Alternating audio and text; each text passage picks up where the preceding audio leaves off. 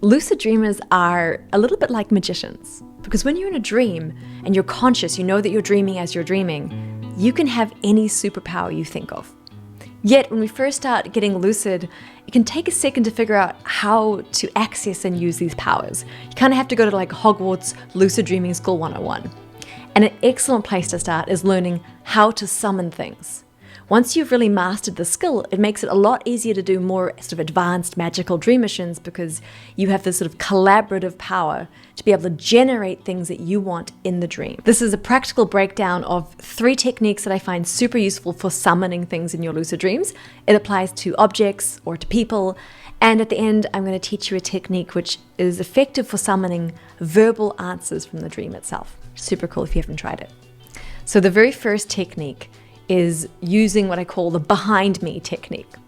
And what you're going to do is once you're lucid, you've stabilized the dream, you're in a good place, whatever it is that you want to summon, whether that's a person, whether that's an object like a door or a mirror, you are going to say out loud with strong intention, when I turn around, behind me there will be a mirror, a dog, a dragon.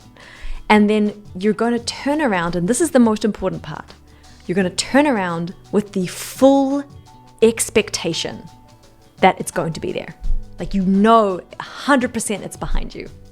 Remember that the dream is an incredibly thought-responsive environment.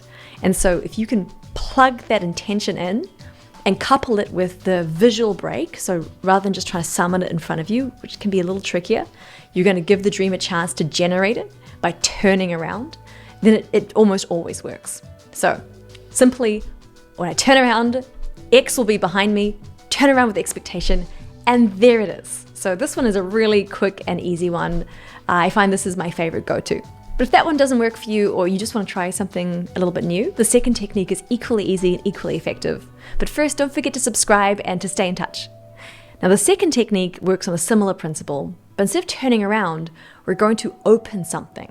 So the idea being you can open a door, or you could open the lid of something, or open a book. And again, you're providing a moment of a visual break.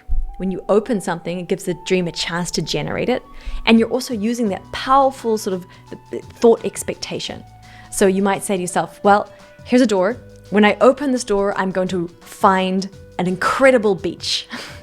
Or you might have a box and say, when I open this box, I'm going to find an elixir of health. And you're going to open the lid. So again, strong intention. Really get clear about what you're summoning. Sort of take a second to visualize it. Almost get it into your sense of like dream body, into your dream heart, and go, okay, when I open this, it's going to be there.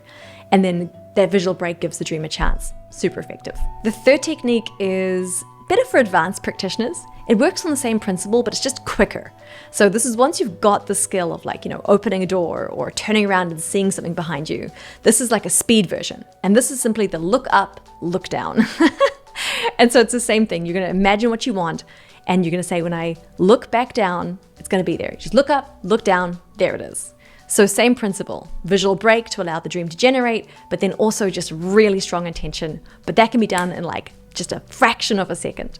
So play around with those and master them. Once you're really good at summoning objects in a dream, you're able to do anything you want. At this point, your dream missions become such an amazing creative endeavor because you're able to work in a really skillful way with dream content and really generate the experiences that are most exciting for you. And then the last little bonus, which is around how to summon verbal answers from the dream space itself. Now, yes, you can just ask a question, but I've noticed that for a lot of people, this hasn't always got a good hit rate, So instead, once you've got the summoning of the objects piece down, what you want to do is to summon something like a radio or a TV or a telephone, something that can communicate sound. And then when you summon it, you're going to ask it a question and then turn it on and then listen to the response. It's really incredible. And for some reason, like having that kind of, I know this is all kind of made up in our minds, but having an object which is centered around, communicating seems to almost like bring it in really close. And then you can have this amazing question-answer dialogue with the dreaming mind. So again, play around with that once you've learned how to summon the objects and start having conversations with this greater, wiser part of yourself. You might be surprised what it says.